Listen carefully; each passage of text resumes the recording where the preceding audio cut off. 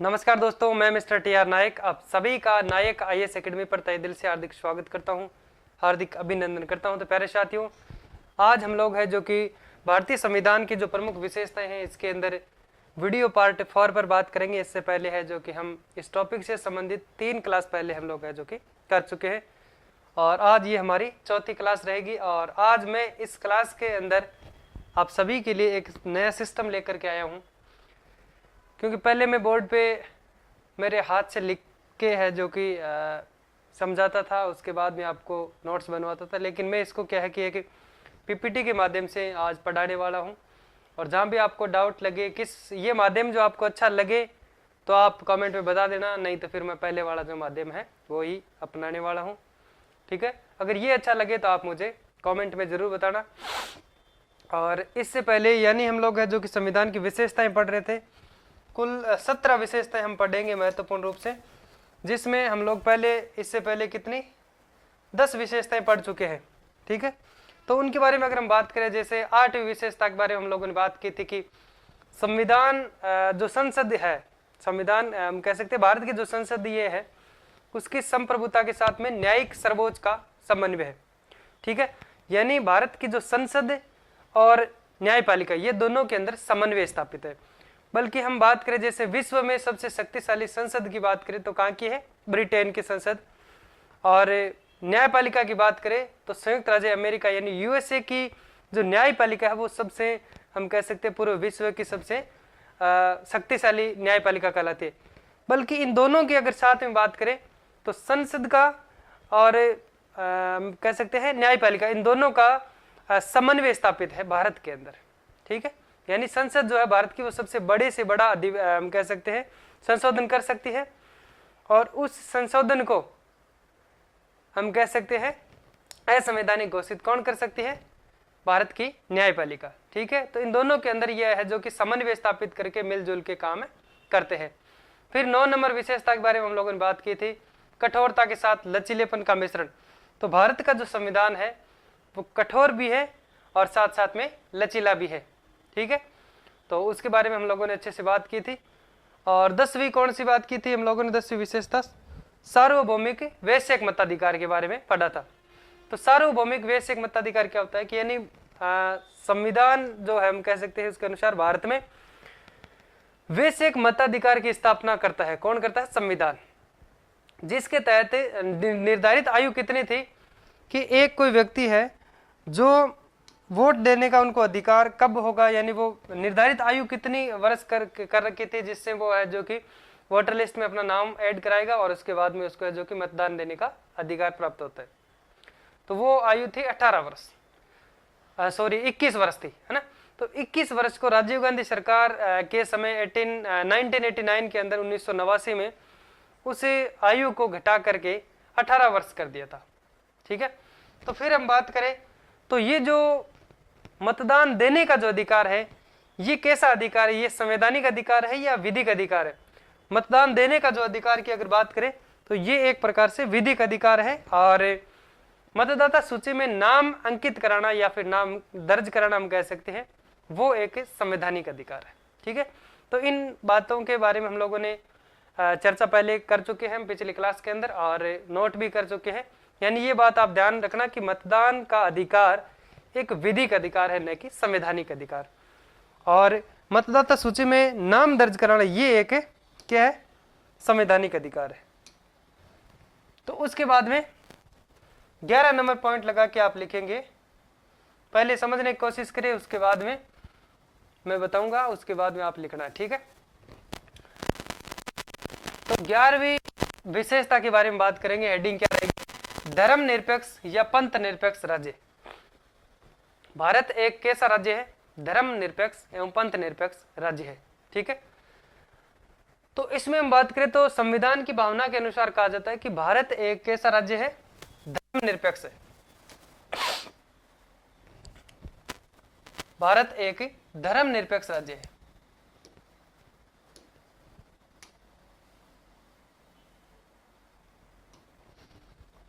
जिसके अनुसार अगर हम बात करें तो संविधान ने धार्मिक भेदभाव को क्या किया है दोस्तों, निषेध किया है।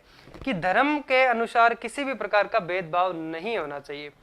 यानी कोई राज्य है, उसके अंदर जितने भी धर्म है या फिर पूरे भारत के अंदर जो भी धर्म है, उन सभी को समान रूप से संरक्षण दिया जाएगा। ठीक है, किसी भी पर्टिकुलर धर्म को ऊपर नहीं किया जाएगा, किसी भी हम कह सकते हैं किसी भी धर्म को नीचा नहीं किया जाएगा, सबको समान संरक्षण दिया जाएगा। ठीक है, सभी धर्मों को समान संरक्षण दिया जाएगा और राज्य का कोई धर्म नहीं होगा। ठीक है, यानी राज्य का कोई भी पर्टिकुलर धर्म होगा नहीं। जैसे राष्ट्र का कोई धर्म है क्या? भारत का कोई पर्टिकुलर धर्म है, खास धर्म है? नहीं, स्पेशल धर्म। वैसे भी राज्य का हम कह सकते हैं कोई भी धर्म नहीं होगा। और फिर हम बात करें तो कुछ आर्टिकल जो हमें दिए गए हैं धर्मनिरपेक्षता से संबंधित अनुच्छेद जो है, जैसे कि हम बात करें अनुच्छेद 15 है, ये हम वैसे मूल अधिकार के अंदर पढ़ेंगे, क्योंकि विशेषता के अंदर एक विशेषता आपकी आती है मूल अधिकार, एक विशेषता आती है डीपीएसपी यानी नीति निर्देशक तत्व, राज्य के नीति निर्देशक तत्व, और एक फंडामेंटल ड्यूटीज यानी मूल कर्तव्य, और एक प्रस्तावना। तो प्रस्तावना को वैसे सिलेबस के अंदर अलग से दिया नहीं है, तो हम प्रस्तावना को क्या करेंगे इसके साथ में पढ़ेंगे। बाकी एक मूल अधिकार और राज्य के नीति निर्देशक तत्व और मूल कर्तव्य, उन तीनों को है जो कि तीनों टॉपिक को हम अलग रूप में पढ़ेंगे। ठीक है, इसके साथ नहीं पढ़ेंगे। ये जैसे ही टॉपिक हमारा कंप्लीट होता है, इसके बाद में हम लोग है जो कि उसको अलग से टॉपिक उसको पढ़ेंगे। ठीक है, क्योंकि जब सिलेबस के अंदर अलग से टॉपिक उसकी लाइन मिलती है तो कहने का मतलब वहां से प्रश्न अच्छे से पूछा जाएगा और उसको हम गहराई से पढ़ेंगे। ठीक है, चलो इसमें बात करते हैं कि धर्म निरपेक्षता। निरपेक्षता का अर्थ क्या होता है? निरपेक्ष, निरपेक्ष का अर्थ होता है पक्ष नहीं लेना, किसी का भी पक्ष नहीं लेना।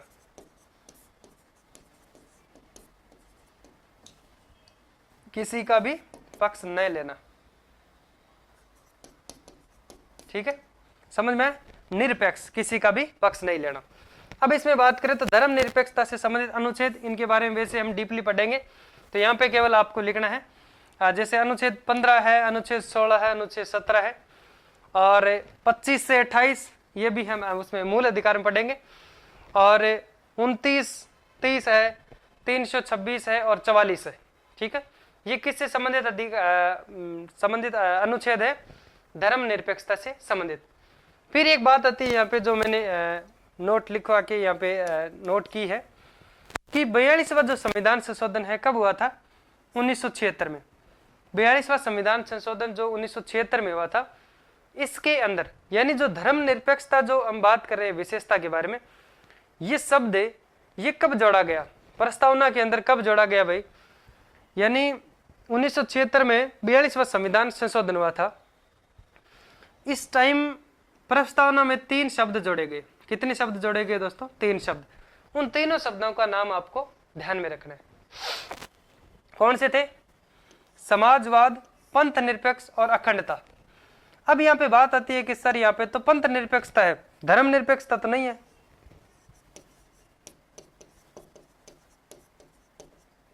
वैसे अगर बात करें तो ये सेम चीज है, धर्म निरपेक्षता और पंथ निरपेक्षता। ठीक है, लेकिन इसमें धर्म का मतलब क्या हो जाता है? धर्म और पंथ, पंथ एक प्रकार से संप्रदाय होता है। ठीक है, पंथ का मतलब संप्रदाय होता है, और ये मतलब संवैधानिक रूप से ये जो शब्द है पंथ निरपेक्षता, ये इसमें यूज किया गया है। ठीक है, बाकी भारत एक धर्म निरपेक्ष राज्य है, लेकिन अमेरिका वगैरह ये कहते हैं कि भारत एक धर्मनिरपेक्ष राज्य नहीं है, क्योंकि ये धर्म के नाम पे कभी अमरनाथ यात्रा वगैरह चलाते हैं सरकार जो होती है, और कभी कभी किसी धर्मों के लिए व्यवस्था भी करती है। तो वो हम क्या, ऐसा नहीं है कि हम किसी धर्म का पक्ष नहीं लेते। ठीक है, धर्मनिरपेक्ष का मतलब होता है किसी धर्म का पक्ष नहीं लेना, लेकिन हम क्या है कि समान रूप से सबका संरक्षण जरूर करते हैं। इसलिए अमेरिका, यूरोप ये कहते हैं, जो पाश्चात्य देश है, तो उनकी संस्कृति जो है वो अलग है कुछ। ठीक है, उनके बारे में आगे बात करेंगे। तो उनका कहना है कि भारत एक धर्मनिरपेक्ष राज्य नहीं है। तो इसमें कौन कौन से शब्द जोड़े गए 42वें संविधान संशोधन 1976 में? प्रस्तावना में 3 शब्द जोड़े गए, एक तो समाजवाद, दूसरा पंथ निरपेक्ष और तीसरा अखंडता। इनको ध्यान में रखना अच्छे से, ठीक है। तीसरा कौन सा जोड़ा गया? अखंडता शब्द जोड़ा गया, ठीक।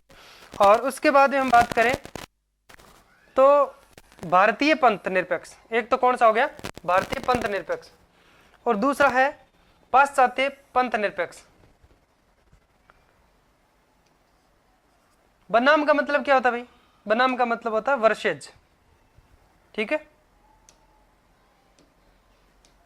अब इनके बारे में हम समझते हैं।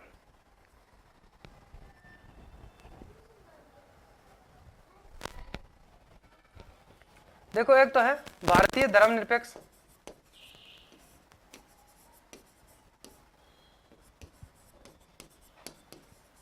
और एक क्या है? पाश्चात्य धर्मनिरपेक्ष।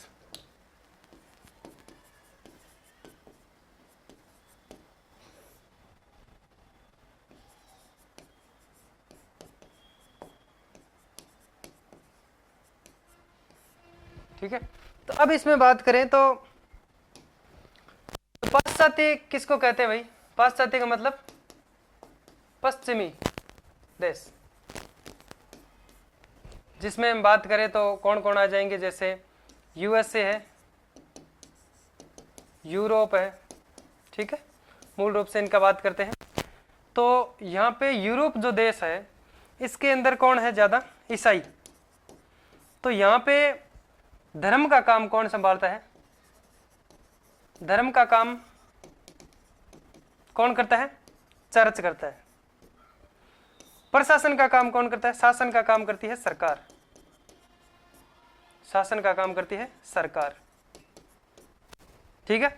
यहाँ पे धर्म का काम तो करता है चर्च और शासन का काम करती है सरकार। समझ में आ रहा है? लेकिन भारत के अंदर क्या है?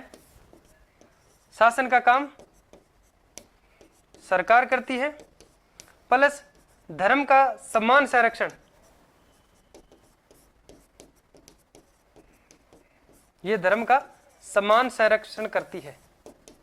ना ही किसी एक धर्म को अलग से मानती है, बल्कि सभी धर्मों का समान रूप से संरक्षण करता है, ठीक है। तो इनके बीच में एक तरह से हम दोनों का कंपैरिजन करके इसके बारे में बात करते हैं, ठीक है। तो इसको आप समझने की कोशिश करें, वैसे अभी लिखना नहीं, एक बार केवल समझना है, ठीक है। तो भारतीय पंथ निरपेक्षता, धर्म निरपेक्ष कहो या फिर पंथ निरपेक्षता, जो इसमें संविधान के अंदर नाम जो देखने को मिलता है उसके अनुसार बात करें तो भारतीय पंथ निरपेक्षता बनाम पाश्चात्य पंथ निरपेक्षता। भारतीय मॉडल के तहत कहा जाता है कि राज्य का कोई धर्म नहीं होगा। भारतीय मॉडल के तहत ये से कहा जाता है कि राज्य का कोई धर्म नहीं होगा, लेकिन राज्य जो है वो सभी धर्मों का समान रूप से क्या करेगा? संरक्षण प्रदान करेगा। राज्य जो है इसका मूल रूप से कोई भी धर्म होगा नहीं राज्य का, और ये सभी राज्यों के जो धर्म है उन सभी का क्या करेगा? समान रूप से इनको संरक्षण, इनकी सुरक्षा करेगा, ठीक है। फिर दूसरी तरफ बात आती है पाश्चात्य धर्म निरपेक्षता की। तो ये इनके मॉडल के अनुसार बात करें, मॉडल का मतलब ये जो धर्म निरपेक्षता से संबंधित जो बात करते हैं उनके बारे में, ठीक है। तो उनके अनुसार कहा जाता है कि राज्य का कोई धर्म नहीं होगा और न ही राज्य किसी धर्म को संरक्षण प्रदान करेगा। देखो यहाँ पर समझ में आ गया कुछ दोनों में डिफरेंट क्या है। ये कहता है कि राज्य का कोई धर्म नहीं होगा, लेकिन राज्य जो है सभी धर्मों का संरक्षण प्रदान करेगा। लेकिन पाश्चात्य जो देश है जिसमें हम बात कर रहे थे, यूएसए, यूरोप वगैरह, उनमें यह कहा कि राज्य का कोई धर्म नहीं होगा, राज्य का कोई धर्म नहीं होगा, और न ही राज्य किसी धर्म को संरक्षण प्रदान करेगा। बल्कि भारत में तो राज्य जो है धर्म को संरक्षण प्रदान करता है, वहां पे नहीं करता है, ठीक है। और इस प्रकार से शासन व धर्म में पूर्णतया पृथक्करण स्थापित किया गया है। कहाँ की बात करें हम? पाश्चात्य देश के अंदर। तो पाश्चात्य जो देश है, पश्चिमी देशों की बात कर रहे हैं हम, जिसमें ना ही तो किसी राज्य का धर्म है और ना ही कोई राज्य किसी धर्म का संरक्षण प्रदान करता है। इस प्रकार से अगर हम बात करें तो क्या है भाई, शासन और धर्म दोनों अलग अलग है। इसमें कहा गया है कि धर्म और शासन दोनों अलग अलग है। ठीक है, धर्म और शासन दोनों अलग है, पृथक्करण की भावना इसमें पाई जाती है। ठीक है, समझ में आया यहां तक कुछ? अब इसको नोट करो आप, एज इट इज जैसे लिखवा रखा है वैसे आप नोट करो, इसमें मैंने किसी भी चीज की कमी नहीं छोड़ी है। ठीक है, अब कई सारे ऐसे जो शब्द आते हैं जो आपको समझने में थोड़ा सा अलग होते हैं, तो उनको मैंने अच्छे से समझा दिया है। अब इसको लिख लो, आप नोट करो। 11 नंबर लगा के विशेषता लिख दो। ये इसका फॉन्ट ऐसा है, थोड़ा ऐसे लग रहा है कि जैसे मतलब, ठीक है, डबल आई जैसा। अब इसको नोट करो एक बार आप।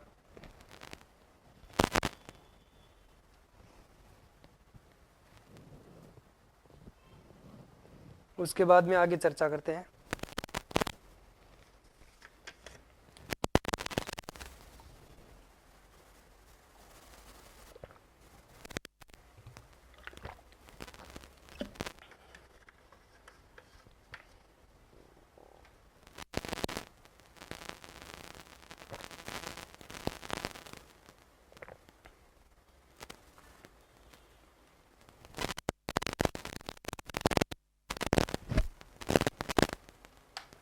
लिख लिया?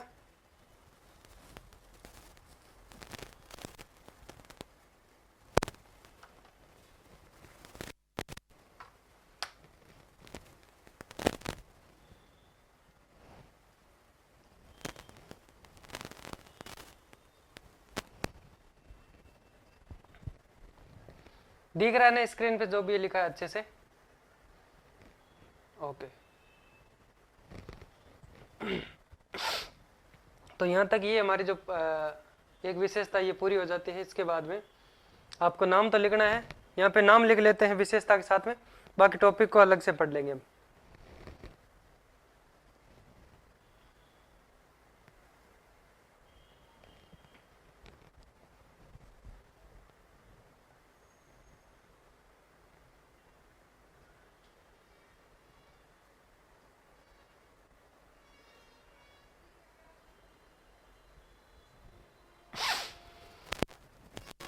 ठीक है, लिख लो, जल्दी लिखो। या फिर ये काम कर सकते हो आप, स्क्रीनशॉट ले वो तो ले लो ना, मैं साइड में आ जाता हूँ, स्क्रीनशॉट ले लो। ठीक है, चलो नेक्स्ट आगे बात करते हैं। इसके बाद 11 नंबर विशेषता हो गई। 12 नंबर आप विशेषता की बात करते हैं यहाँ पे, मूल अधिकार। ये वैसे हम अलग से टॉपिक पढ़ेंगे, इसको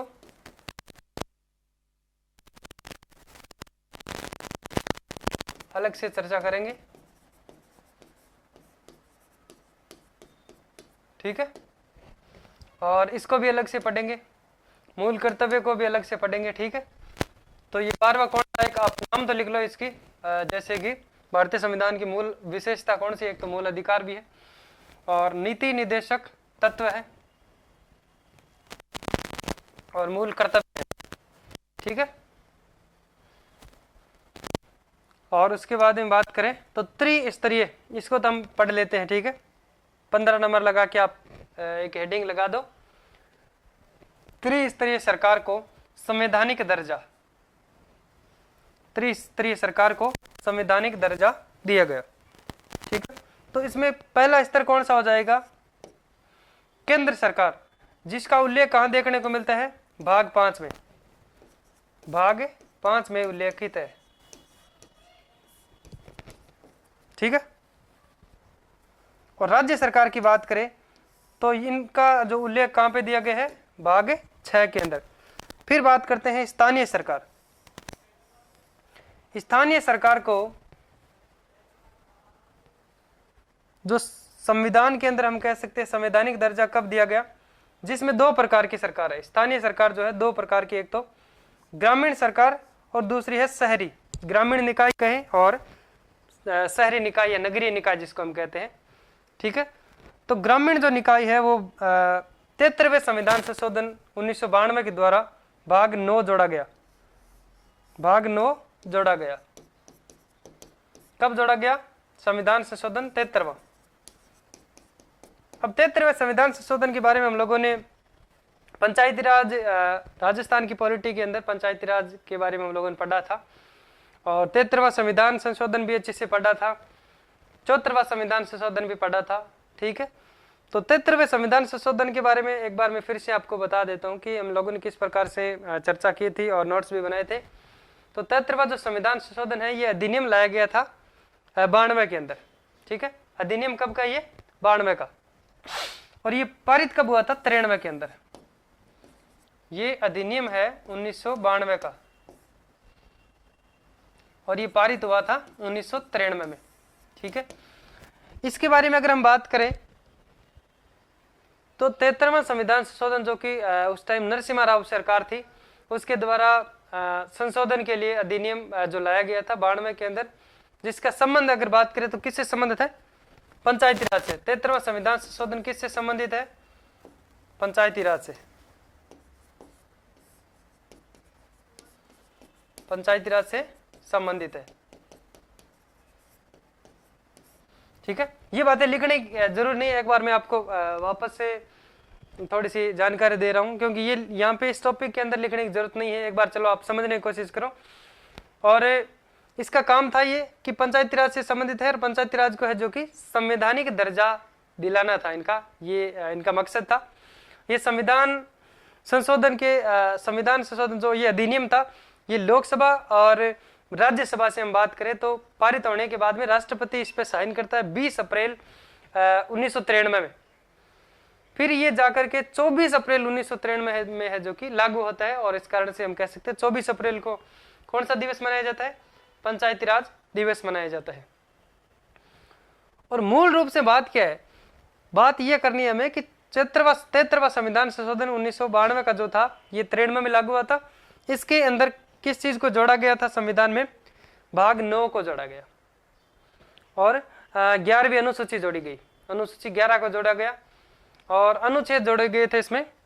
कुल 16 अनुच्छेद जोड़े गए थे। कितने? 16 अनुच्छेद।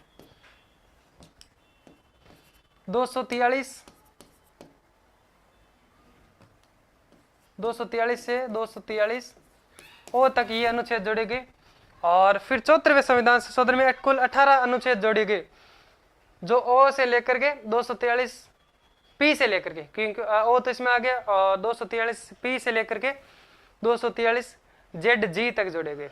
कितने? कुल 18 आर्टिकल इसमें जोड़े गए भाग 9 के अंदर। ये कब हुआ था? 74वें संविधान संशोधन के द्वारा जोड़े गए थे। ये तो समझ में आ गया आपको। और इसका मूल काम क्या था? कि पंचायती राज को संवैधानिक दर्जा दिलाना है। और 74वें संविधान संशोधन की बात करें तो किसको? नगर पालिका को। उसकी जो ऊपर की हेडिंग थी प्रस्तावना के रूप में अगर बात करें तो वो क्या थी? उसका शीर्षक यही था, संविधान जो संशोधन था उसका नगर पालिकाएं थी, ठीक है।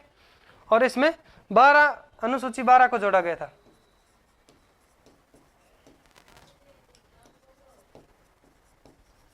अनुसूची 12, इसमें अनुसूची 13, सॉरी अनुसूची 11 जोड़ी गई, ठीक है। वैसे ये हम लोगों ने वहां पे अच्छे से पढ़ लिया है। फिर 16 नंबर लगा के आप लिखेंगे अल्पसंख्यक व पिछड़े वर्गों को संवैधानिक संरक्षण। क्या है? एक संविधान की विशेष हम कह सकते हैं प्रमुख विशेषता है अल्पसंख्यक वर्ग व पिछड़े वर्गों को संवैधानिक संरक्षण। केवल एक लाइन लिखनी है, लिख लो फटाफट।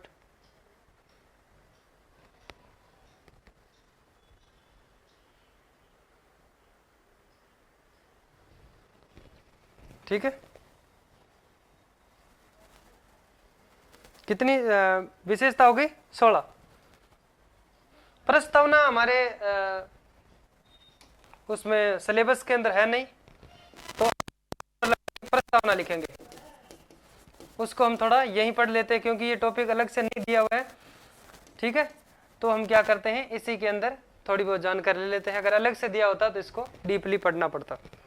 ठीक है, 16 नंबर लिख लिया आपने, अल्पसंख्यक व पिछड़े वर्गों को संवैधानिक संरक्षण। ठीक है, तो अब आप 17 नंबर लगा के लिखो, प्रस्तावना। प्रस्तावना के बारे में बात करते हैं कि 13 दिसंबर 1946 को एक उद्देश्य प्रस्ताव लाया गया था। किन के द्वारा लाया गया? जवाहरलाल नेहरू के द्वारा। कब लाया गया था? 13 दिसंबर 1946 को। संविधान सभा की पहली बैठक कब हुई बताओ? 9 दिसंबर को। फिर 13 दिसंबर की कौन सी बैठक थी?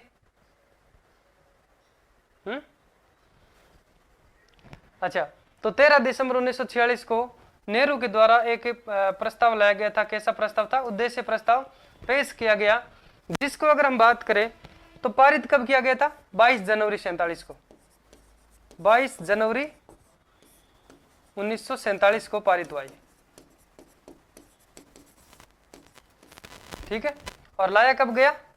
13 दिसंबर 46 को है, जो कि ये प्रस्ताव रखा गया था, जिसको अगर हम बात करें तो परिवर्तित रूप से, संशोधित रूप से, जिसका नाम, उसी को क्या कहा जाता है? उद्देशिका कहा जाता है, जिसी को प्रस्तावना कहा जाता है, और अंग्रेजी में इसको कहा जाता है प्रीएम्बल। ठीक है, देखो ये जो प्रस्ताव था इनको पारित किया गया 22 जनवरी 47 को, जिसी का एक परिवर्तित, जो नाम की बात, परिवर्तित रूप से इसको संशोधित रूप से बात करें तो क्या कहा जाता है? यही जो चीज है, यही जो प्रस्ताव है, उद्देश्य प्रस्ताव जो था, इन्हीं को उद्देशिका कहा जाता है, यानी प्रस्तावना भी इसी को कहा जाता है, और इसको अंग्रेजी में कहा जाता है प्रीएम्बल। ठीक है, यानी भूमिका, जो मुख्य रूप से हर चीज की, जो पहले हम कह सकते हैं किसी चीज के अंदर क्या चीज लिखा है, जैसे कोई बुक्स है उसके अंदर क्या क्या चीज लिखा है, तो सबसे पहले हमें एक फर्स्ट पेज है जो उसमें हम कह सकते हैं भूमिका दी हुई होती है कि इसके अंदर क्या क्या चीज जो लिखी हुई होती है। ठीक है, और मूल रूप से जो बड़े हम कह सकते हैं विद्वान जो होते हैं, वो क्या करते हैं, पूरी किताब को पढ़ नहीं सकते, तो वो भूमिका से पूरी चीज को, हम उसके अंदर क्या लिखा है वो समझ लेते हैं, 1-2 पेज से, जो भी उसके अंदर जो भूमिका होती है, जो प्रस्तावना जिसको कहते हैं। ठीक है, फिर बात करें तो मूल रूप से ये प्रस्तावना है, संविधान के द्वारा उद्देशिका यानी प्रस्तावना को कब स्वीकारा गया? 17 अक्टूबर 1948 को। तो ये डेट भी आपको ध्यान में रखनी है। ठीक है, इसको स्वीकारा गया कब? कब स्वीकारा गया इसको? 17 अक्टूबर 1948 को। और प्रस्तावना लागू कब होती है?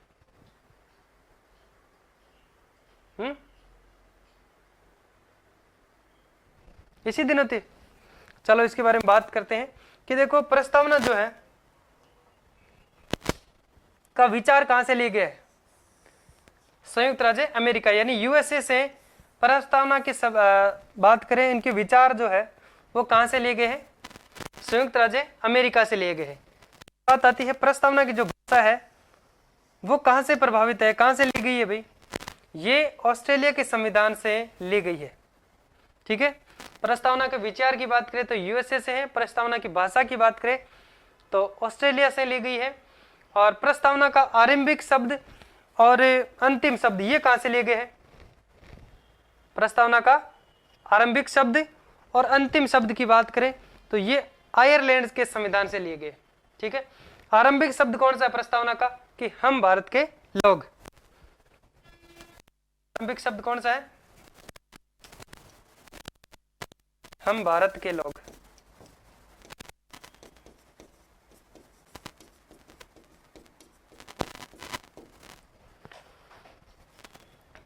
ये तो आरंभिक शब्द हो गया। और अंतिम शब्द की बात करें तो जो बात कर सकते हैं कि संविधान को अंगीकृत अधिनियमित आत्मर्पित करते हैं।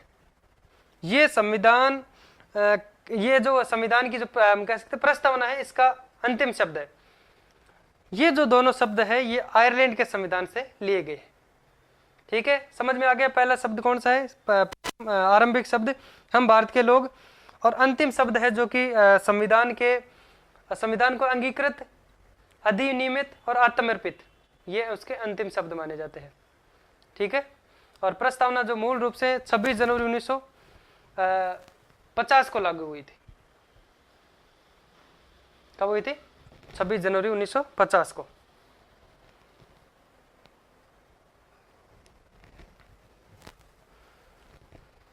क्योंकि प्रस्तावना के अनुसार भारत की जो प्रकृति की बात करें तो संप्रभु, जो हम कह सकते हैं संपूर्ण रूप से संप्रभु संपन्न समाजवाद है, पंथ निरपेक्ष है और लोकतंत्रात्मक है।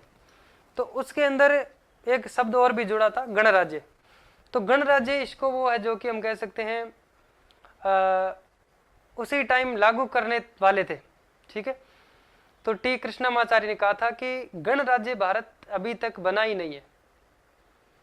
भारत अभी तक गणराज्य कैसे है भाई? गणराज्य की बारे में हम लोगों ने पीछे बात की है। गणराज्य का मतलब क्या होता है कि ऐसा देश जिसका राष्ट्राध्यक्ष वंशानुगत ना होकर के जनता के द्वारा प्रत्यक्ष या अप्रत्यक्ष रूप से निर्वाचित किया गया हो। ठीक है, निर्वाचित हो। तो जिसके अंदर राष्ट्रपति होता है, अब चाहे वो प्रत्यक्ष रूप से चुना जाए या फिर अप्रत्यक्ष रूप से। ठीक है, तो राष्ट्रपति क्या हम बात कर सकते हैं, अगर इस टाइम लागू करते तो भारत का कोई राष्ट्रपति था इस टाइम? नहीं। देश की प्रथम राष्ट्रपति जो डॉक्टर राजेंद्र प्रसाद, उनका चुनाव की बात करें तो 24 जनवरी 1950 को कि भाई देश के प्रथम प्रधानमंत्री के रूप में किसको घोषणा कर दी गई थी कि इनको राष्ट्रपति बनाया जाएगा। और फिर इन्होंने जो शपथ ली थी वो 26 जनवरी 1950 को ली थी। कब ली थी दोस्तों? 26 जनवरी 1950 को। तो कहने का मतलब ये है कि भारत जो देश है, भारत गणराज्य कब बना? 26 जनवरी 1950 को गणराज्य बना। इसके बाद में हम कह सकते हैं जो ये प्रस्तावना है वो लागू की गई थी। तो प्रस्तावना जो है 26 जनवरी 1950 को लागू हुई थी। और ये प्रस्तावना के अनुसार अगर बात करें तो संविधान को अंगीकृत और अधिनियमित, आत्मर्पित करने की जो तिथि है वो 26 नवंबर 1949 की है। क्योंकि 26 नवंबर 1949 तक जो हमारा भारत का संविधान है वो संविधान सभा के द्वारा अंगीकृत कर लिया गया था। उसको हम कह सकते हैं क्या करते हैं, उसको एक्सेप्ट कर लेते हैं ना। और इसी दिन तक है जो कि संविधान का आखिरी तक है जो कि पूरा काम किया गया। क्योंकि टी कृष्णमाचार्य ने कहा था कि अगर आप लोग प्रस्तावना को उसी टाइम लागू कर देते जब यहाँ पे ये 47 के अंदर है ना, इसको स्वीकारा गया 17 अक्टूबर 1948 को। अगर पहले जब देश का राष्ट्रपति नहीं था तो देश गणराज्य नहीं था। तो जब देश गणराज्य नहीं है तो इस चीज को आप उसके साथ में, क्योंकि प्रस्तावना के अनुसार अगर बात करें भारत की प्रकृति जो है कि पंथ निरपेक्ष है, लोकतंत्रात्मक है, गणराज्य, तो गणराज्य उस टाइम था ही नहीं। तो इसको अगर लागू करते तो जिस देश के संविधान की प्रस्तावना भी अगर झूठी साबित हो जाती है, गलत है, ठीक है, तो उस देश के संविधान पे लोग विश्वास नहीं करेंगे। इसलिए टी कृष्णमाचार्य ने कहा था कि इसको अभी लागू नहीं करना है। उसके बाद में 26 जनवरी 1950 को देश गणतंत्र बनता है। लोकतंत्रात्मक प्लस गणतंत्र है भारत का देश, भारत देश जो। तो उसके बाद में है जो कि प्रस्तावना को लागू किया गया था। ठीक है, फिर इसमें बात यह भी आती है कि प्रस्तावना क्या संविधान का भाग है, क्या संविधान का भाग नहीं है, इसके बारे में एक दो वाद है, उनके बारे में हम चर्चा करेंगे। ठीक है, तो इसको पहले कहां तक समझा हम लोगों ने? तो प्रस्तावना के आरंभिक शब्द कौन सा है? हम भारत के लोग, और अंतिम शब्द है अंगीकृत, आत्मर्पित और अध्यारोपित। ठीक है, वो अंतिम शब्द है। तो ये कहां से लिए गए हैं? आयरलैंड के संविधान से।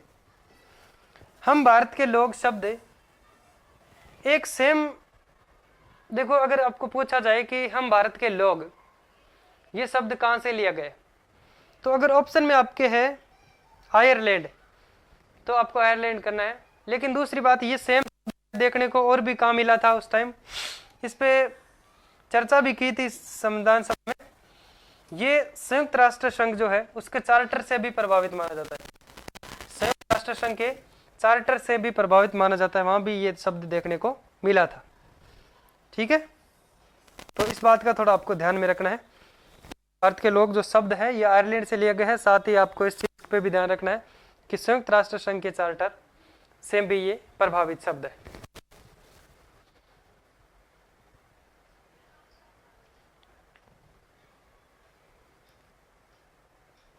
और वो यहाँ पे नाम लिखने की जरूरत नहीं है। अंतिम शब्द जो है अंगीकृत, आत्मर्पित और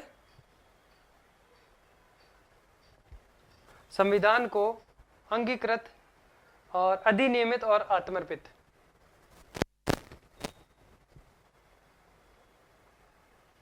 इसको लिख लो फिर।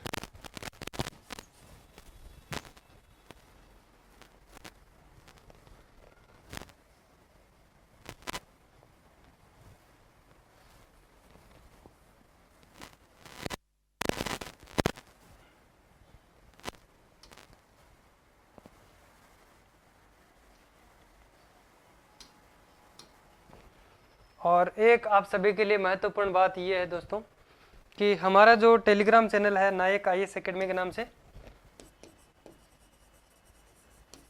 नायक आईएएस एकेडमी,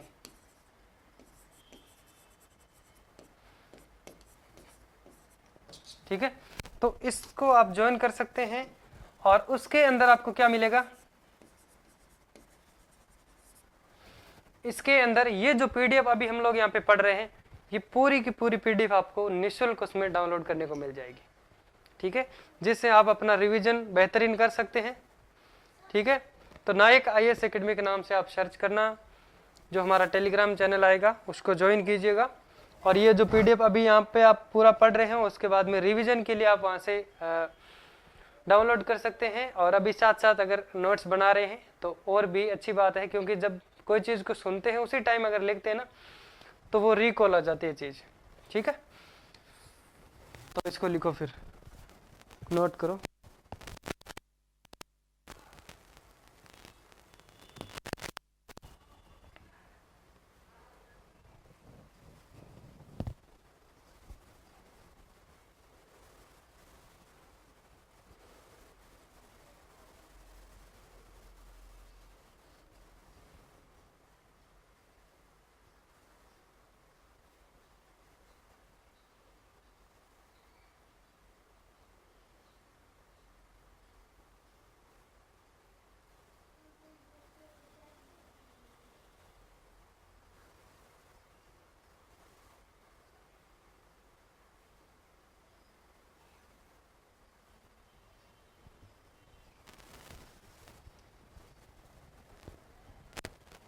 जल्दी लिखो थोड़ा, इसमें ज़्यादा कुछ है नहीं पेज में।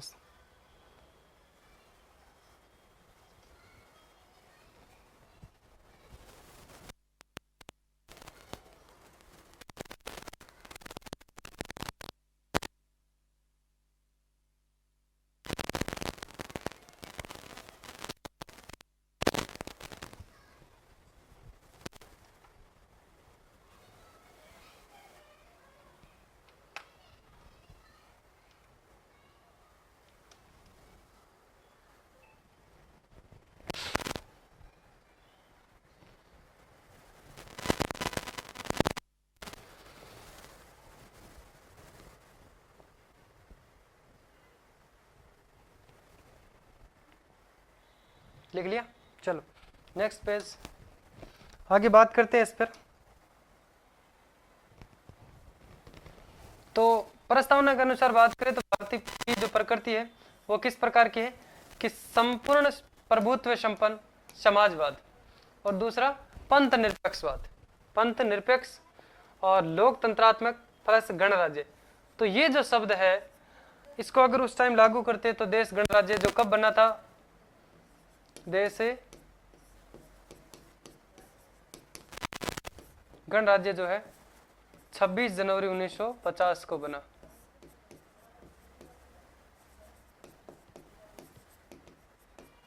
ठीक है, और फिर उसके बाद में बात आती है कि प्रस्तावना के अनुसार संविधान का जो स्रोत है अंतिम स्रोत कहें या फिर संविधान का जो स्रोत है वो क्या है? भारत की जनता है। अब कहीं ना कहीं रूप से हम बात करें तो संविधान का जो निर्माण है वो संविधान सभा के द्वारा एक, ठीक है, संविधान सभा उस निकाय के द्वारा जो भारत के संविधान का निर्माण किया गया, उसके अंदर जो संविधान के सभा के जो सदस्य थे वो कौन थे भाई? संविधान सभा के सदस्य। तो ये बात आती है कि संविधान का निर्माण करने वाले भी कौन है? उसके अंदर भी कहीं ना कहीं रूप से हम कह सकते हैं हस्तक्षेप किसका आता है? भारतीय जनता का। कैसे आता है?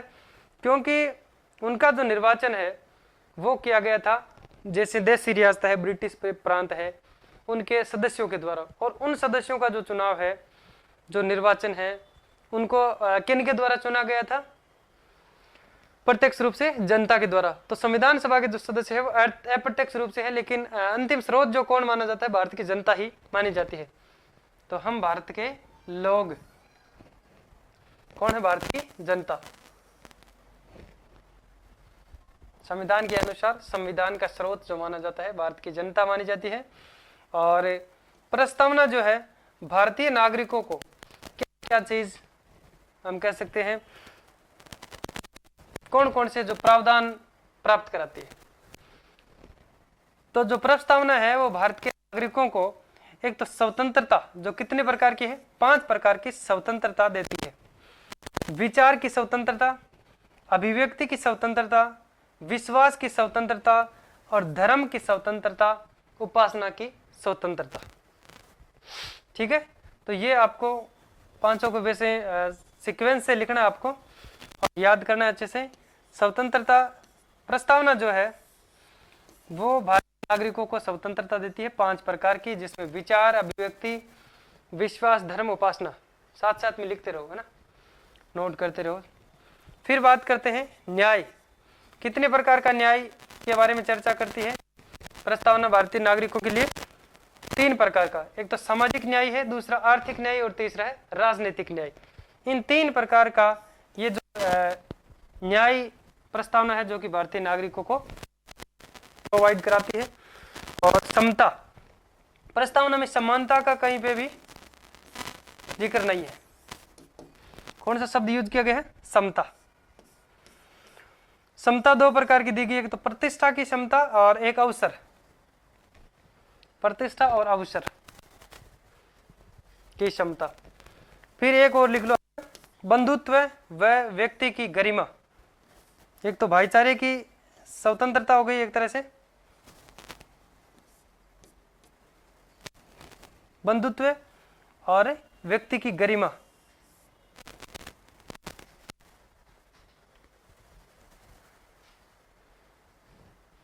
समझ में आ रहा है ना? फिर बात करते हैं कि प्रस्तावना के अनुसार संविधान को ये है इसका हम कह सकते हैं अंतिम शब्द कौन सा हो गया? अंगीकृत, अधिनियमित और आत्मनिर्भर करने की जो 3 बात करें तो कब इस संविधान को है जो कि संविधान सभा के द्वारा कब अधिनियमित, आत्मर्पित किया गया? तो प्रस्तावना के अनुसार संविधान को अंगीकृत कब किया गया था? 26 नवंबर 1949 को। 26 नवंबर 1949 को। मिति की बात करें तो मार्गशीर्ष शुक्ल सप्तमी, विक्रम संवत की बात करें तो 2006। ठीक है, वैसे सन के हिसाब से मत कर लेना कि 2006। 2024 हुआ तो फिर 18 साल हुआ है भारत में संविधान लागू को। ठीक है, ये विक्रम संवत है। अभी कौन सा चल रहा है विक्रम संवत? कौन सा 2080 है या 81 है? देखते हैं आप कितना ध्यान रखते हो। कमेंट बॉक्स में बताना कि वर्तमान में 2024 जो सन चल रहा है इसके अंदर विक्रम संवत अभी कौन सा चल रहा है, कि आप कितना ध्यान रखते हो। ठीक है, फिर बात करते हैं, नोट करके एक चीज लिख लो चाहे, प्रस्तावना 26 जनवरी 1900 प्रस्तावना 26 जनवरी 50 को लागू की गई। और 17 अक्टूबर 1948 को 17 अक्टूबर 1948 को है जो कि क्या किया गया था, स्वीकार किया गया था संविधान सभा के द्वारा। प्रस्तावना को कब स्वीकार किया गया, 17 अक्टूबर 1948 को, जो पीछे अभी हम लोगों ने बात की थी यहाँ पे, ये रहा। ठीक है, स्वीकार कब किया गया, 17 अक्टूबर 1948 को, और इसको लागू कब किया गया, 26 जनवरी 1950 को, जिस दिन हमारे देश का संविधान पूर्ण रूप से लागू हो जाता है। और बात करते हैं यहाँ पे, प्रस्तावना यह कहती है कि संविधान को अंगीकृत अधिनियमित आत्मर्पित कर दे की जो तिथि है 26 नवंबर 1949, इस दिन संविधान को संविधान सभा द्वारा एक्सेप्ट कर लिया गया, और कुछ जो भाग है जैसे 16 आर्टिकल है इसके अंदर, उनको लागू भी कर दिया गया था, है ना। और बाकी कहा गया कि 26 जनवरी 1950 को बाकी जो पूरा संविधान है वो संपूर्ण रूप से लागू कर दिया जाएगा। ठीक है, लिखो इसको, मिटाऊं या फिर ऐसी कोई दिक्कत नहीं है, लिख लो।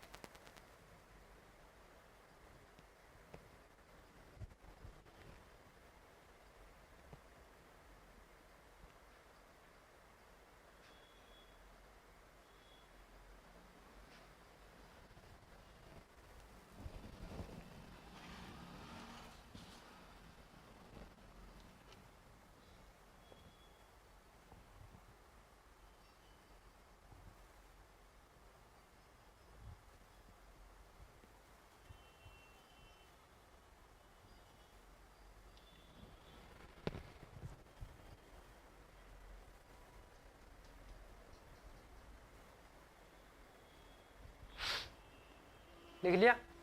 फिर बात करते हैं कि प्रस्तावना जो है इसके अंदर कितनी बार जो संविधान संशोधन कर दिया गया। तो अब तक अगर बात करें तो सिर्फ एक मात्र संविधान सभा में, यानी एक बार केवल है जो कि संविधान जो संशोधन किया गया है प्रस्तावना में, वो है 42वां संविधान संशोधन जो 1976 में किया गया था। और उसमें 3 शब्द जो जोड़े गए थे, एक तो समाजवाद, पंथ निरपेक्ष, और तीसरा अखंडता। तो ये संशोधन तो 1976 का, लेकिन ये शब्द 3 जनवरी 1977 को जोड़े गए। यहां तक लिख लिया अच्छे से, ठीक है। अब इसमें देखो बात करते हैं,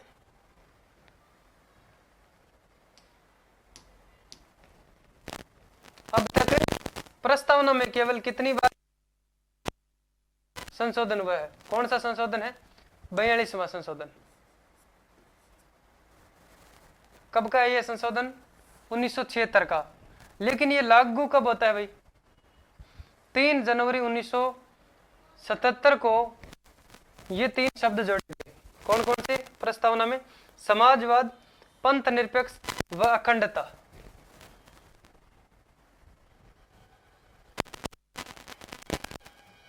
ठीक है, ये 3 शब्द जोड़े गए थे।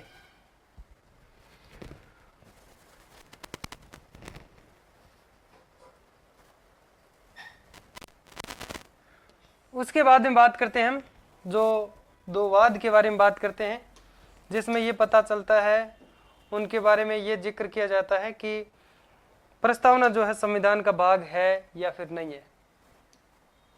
ठीक है, तो एक क्षेत्रता हम कह सकते हैं, बेरोजगारीवाद जो है, इसमें 1960 का वाद है। इसके तहत जो सुप्रीम कोर्ट है उसके द्वारा ये कहा गया कि जो प्रस्तावना है वो संविधान का भाग नहीं है।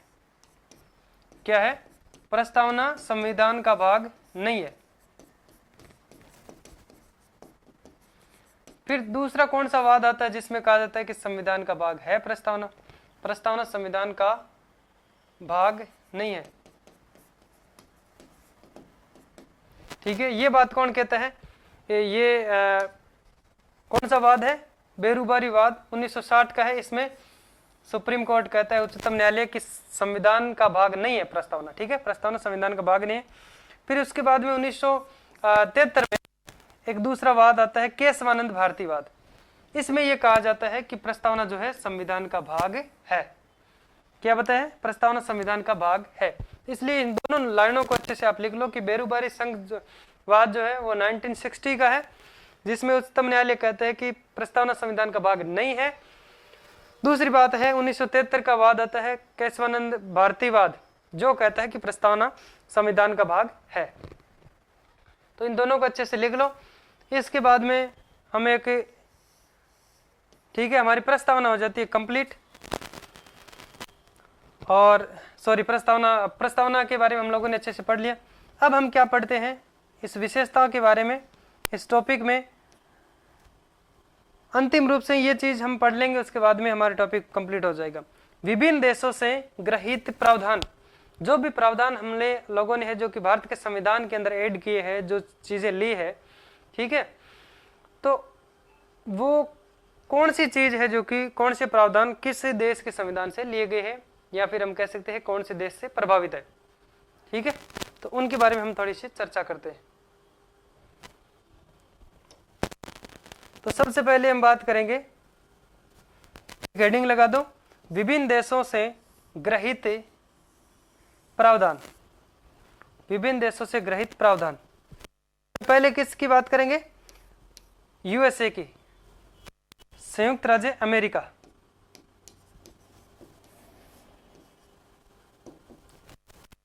यूएसए से हमारे देश के संविधान के अंदर क्या क्या चीज ली गई है भाई? मूल रूप से आपको पता होना चाहिए। जैसे मूल अधिकार की बात करें तो भारत के संविधान में कहां से लिया गया है? अमेरिका के संविधान से। ठीक है, और प्रस्तावना का विचार कहां से लिया गया है? यह भी अमेरिका से लिया गया है। जैसे मूल अधिकार है, प्रस्तावना का विचार है, कहां से लिए गए? लिख रहे हो ना आप इसको? और इसके बाद में स्वतंत्र न्यायपालिका, ये कहां से लिए गए हैं? स्वतंत्र न्यायपालिका, भारत की न्यायपालिका कैसे है? स्वतंत्र न्यायपालिका है। ये भी हम लोगों ने कहां से लिए है? अमेरिका के संविधान से। राष्ट्रपति का निर्वाचन भी कहां से लिए है? उपराष्ट्रपति का पद भी हम लोगों ने है जो कि संयुक्त राज्य अमेरिका से लिया है। न्यायिक पुनरावलोकन यानी जनहित याचिका जो है वो भी हम लोगों ने यूएसए के संविधान से ली है। और जैसे भारत के जो न्यायालय है उसके अंदर संविधान में एक चीज और है हमारे, हम कह सकते हैं यूएसए से जो ली गई है, न्यायाधीशों की नियुक्ति है। और कौन करता है न्यायाधीशों की नियुक्ति? राष्ट्रपति के द्वारा। किसकी सिफारिश पर? कॉलेजियम सिस्टम की सिफारिश पर। कॉलेजियम क्या होता है भाई? एक सुप्रीम कोर्ट के द्वारा बनाई गई एक प्रणाली होती है जिसमें 5 जज होते हैं, एक मुख्य जज और 4 अन्य जज। ठीक है, और वो सिफारिश करते हैं राष्ट्रपति से और उनके अनुसार है जो कि जजों की नियुक्ति की जाती है, और हटाने का काम भी राष्ट्रपति करता है। ठीक है, उसमें भी कई सारे जो प्रावधान है किस प्रकार से हटाया जाता है, उसमें भी प्रस्ताव पास किया जाता है। और लास्ट में एक 3 सदस्यीय समिति भी होती है, उसके अंदर कौन लोग होते हैं? जज होते हैं। राष्ट्रपति पर महाभियोग की जो प्रक्रिया है, प्रावधान है जो तो वो तो यूएसए से लिया गया, और प्रक्रिया की बात करें तो ये आयरलैंड के संविधान से प्रभावित है।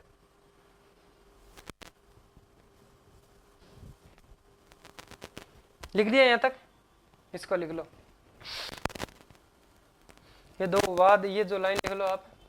उसके बाद में नई हेडिंग लगा दो, विभिन्न देशों से गृहीत प्रावधान। संयुक्त राज्य अमेरिका से संविधान के, अमेरिका से संविधान में लिए गए जो भी यूएसए के संविधान से मूल अधिकार, प्रस्तावना का विचार और स्वतंत्र न्यायपालिका, न्यायाधीशों की नियुक्ति। ठीक है, स्वतंत्र न्यायपालिका ये भी काम कहां से ली गई है? यूएसए से।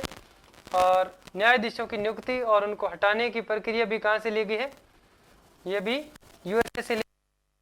और न्यायिक पुनरावलोकन, जनहित याचिका, ये भी कहां से ली गई है? यूएसए से। और राष्ट्रपति पर महाभियोग का जो प्रावधान है, इसमें थोड़ा सा ध्यान रखना, राष्ट्रपति पर जो महाभियोग लगाने का जो प्रावधान है, ये तो लिया गया है यूएसए से, ठीक है, संयुक्त राज्य अमेरिका से। और बात आती है प्रक्रिया की, राष्ट्रपति पर महाभियोग लगाने की प्रक्रिया ये कहां से ली गई है, कहां से प्रभावित है? आयरलैंड के संविधान से।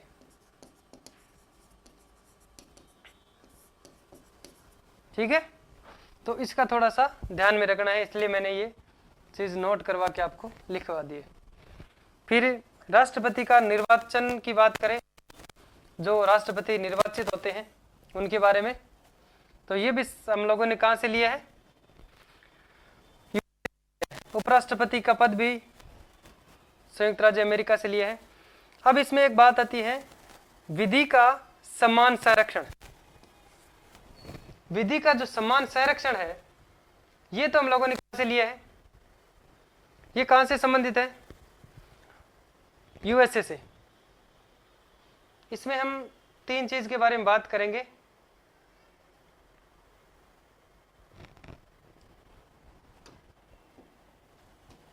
देखो, विधि का समान संरक्षण अनुच्छेद 14 में उल्लेखित है, और एक आता है विधि द्वारा स्थापित। विधि द्वारा स्थापित प्रक्रिया जो है वो कहां से ली गई है? जापान से। विधि द्वारा स्थापित प्रक्रिया ये कहां से ली गई है? जापान, जापान के संविधान से। और फिर बात करें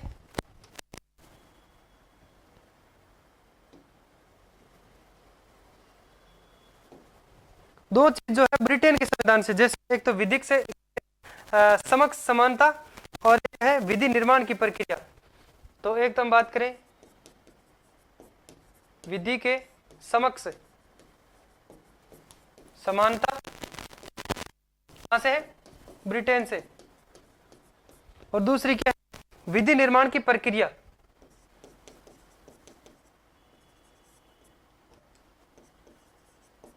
विधि निर्माण की प्रक्रिया ये भी कहां से है? ब्रिटेन से। तो इस एक शब्द के अंदर आपको थोड़ा सा चारों को आप अच्छे से लिख लेना, ठीक है, नोट करोगे उसमें। देखो, विधि का समान संरक्षण ये तो लिए गए हैं जो कि अनुच्छेद 14 के अंदर उल्लेखित है, यूएसए से लिए गए हैं। विधि द्वारा स्थापित प्रक्रिया जो जापान से ली गई है।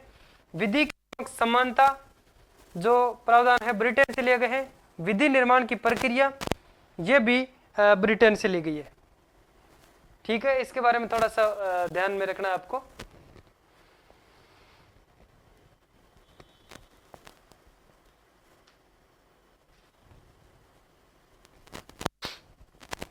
फिर इसके बाद में लिखना आपको ब्रिटेन के संविधान से, दूसरा टॉपिक लगाना आपको ब्रिटेन के संविधान से। पहली बात, संसदीय शासन व्यवस्था कहां से ली गई है? ब्रिटेन से, जिसको अन्य किस नाम से जाना जाता है? वेस्टमिंस्टर के नाम से भी जाना जाता है। वेस्टमिंस्टर क्या है? ये इंग्लैंड का एक शहर है, इंग्लैंड का शहर था जहां की उत्पत्ति हुई है, इसलिए इनको वेस्टमिंस्टर भी कहा जाता है। वेस्टमिंस्टर पद्धति, किस पद्धति को? संसदीय शासन व्यवस्था। इसको प्रधानमंत्री सरकार भी कहते हैं, क्या कहा जाता है? और कैबिनेट की व्यवस्था भी कहां से ली गई है? ब्रिटेन के संविधान से ली गई है। तो ठीक है, यहाँ पे इसको आपको ध्यान में रखना है। संसदीय शासन व्यवस्था इसी को हम कह सकते हैं वेस्टमिंस्टर पद्धति कहते हैं, इसी को प्रधानमंत्री सरकार कहते हैं। ये कहां से प्रावधान लिए गए हैं? ये जो व्यवस्था है ये ब्रिटेन से ली गई। और साथ में हम बात कर सकते हैं कैबिनेट जो व्यवस्था है, कैबिनेट की व्यवस्था, ये भी कहां से ली गई है? ब्रिटेन से। फिर बात आते हैं विधि के समक्ष समानता, ब्रिटेन से। विधि के निर्माण की प्रक्रिया भी ब्रिटेन से। संसदीय विशेषाधिकार ये कहां से लिए गए हैं? ये भी ब्रिटेन से लिए गए हैं। संसदीय विशेषाधिकार कहां से लिए गए दोस्तों? ब्रिटेन से लिए गए हैं। उसके बाद में हम बात करेंगे कनाडा के संविधान से क्या क्या लिए गए हैं। तो कनाडा के संविधान से जैसे संघीय शासन व्यवस्था है, सशक्त केंद्र की व्यवस्था जिसे हम कहते हैं, और संघ सूची है, अवशिष्ट सूची है, और राज्यपाल का पद है। ठीक है, तो अगर पूछा जाए राष्ट्रपति का पद तो कहाँ से लिए गए हैं? यूएसए से। और राज्यपाल का पद कहाँ से लिए गए हैं? क्योंकि भारत की जो बात करें तो नागरिकता भी कैसी है? एकल है। और भारत का संविधान कैसा है? एकल संविधान है। एकल का मतलब जैसा भारत के अंदर जो प्रावधान जिस प्रकार से हैं, जिस प्रकार से शासन व्यवस्था सेम उसी प्रकार से राज्य के अंदर होती है। ठीक है, तो सेम शासन प्रशासन की बात करें तो केंद्र में कौन होता है? राष्ट्राध्यक्ष कौन होता है? राष्ट्रपति। सेम उसी प्रकार से राज्य के अंदर एक होता है राज्याध्यक्ष, जो केंद्र का व्यक्ति होता है, राज्यपाल होता है। उसी प्रकार से वास्तविक जो कार्यपालिका, नाम मात्र की कार्यपालिका जैसे राष्ट्रपति है, और सेम राज्य के अंदर नाम मात्र की कार्यपालिका राज्यपाल होती है। वास्तविक रूप से केंद्र के अंदर धरातल पर काम जो व्यक्ति करता है वो प्रधानमंत्री प्लस मंत्री परिषद होती है। उसी प्रकार से राज्य के अंदर होता है मुख्यमंत्री प्लस उनकी मंत्री परिषद। ठीक है, तो ये थोड़ा ध्यान रखना, कनाडा के संविधान से लिया है राज्यपाल का पद। तो बाकी हम पढ़ेंगे कल के सेशन में, आज तक इतना ही। तो इसको लिख लो पहले थोड़ा, तब तक मैं टाइम देता हूँ, उसके बाद में आज की क्लास को यहीं पे पूर्ण करते हैं। और ठीक है, लिख लो इसको, फिर दिख रहा है वैसे तो कोई दिक्कत नहीं है।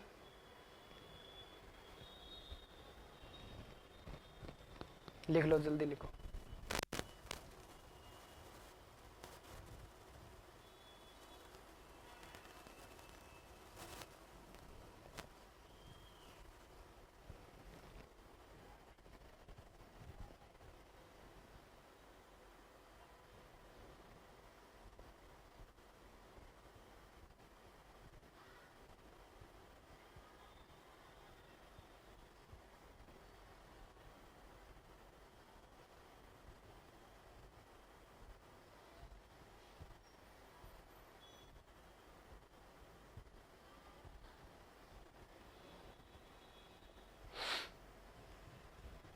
लिख लिया होगा?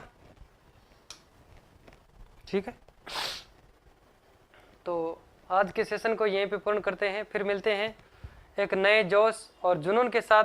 तब तक के लिए राम राम।